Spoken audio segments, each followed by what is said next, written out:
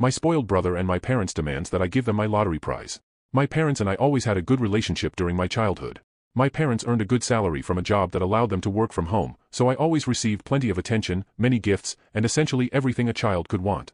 That changed the day my mother announced I was going to have a sibling. Initially, I was excited about the idea since I didn't have many friends in the neighborhood, and I thought having a younger sibling would be great for companionship, especially since I felt very lonely when my parents went out by themselves.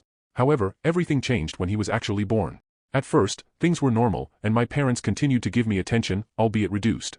I understood they needed to care for the baby, but as my brother grew, it worsened. My parents started giving him more gifts, reducing the amount I received, and giving me less and less attention until I practically ceased to exist for them. Even though it was tough, I adapted. However, around my 14th birthday, my mother said I had to move out of my room because my brother needed a place to store his toys, and my room was the most spacious in the house. I asked where I would sleep, and she simply said I could sleep on the living room floor.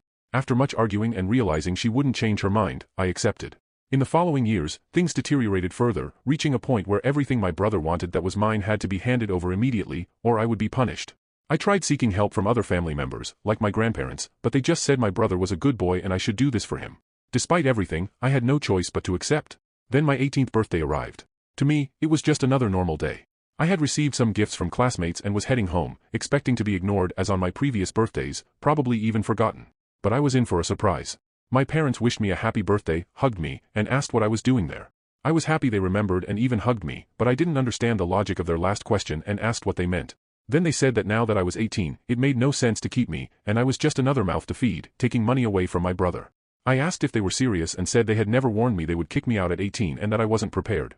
They just shrugged and said it wasn't their problem. After much arguing, I felt defeated and began heading towards where my clothes were piled up to grab them and leave. But my father stopped me and said he had already given them to my brother, who would make better use of them.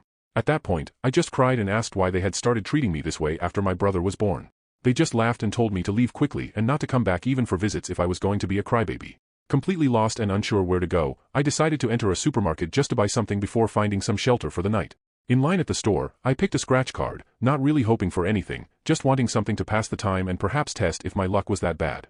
However, at the shelter that night, scratching the card, you can probably guess what happened. It wasn't an amount that would make me a millionaire, but it allowed me to escape that situation and rent a house. Unfortunately, the news reached my relatives a few weeks later, as I had posted about it on my social media. They started calling me, saying they expected me to give that money soon and couldn't believe I had spent part of it renting a house, knowing very well it didn't belong to me.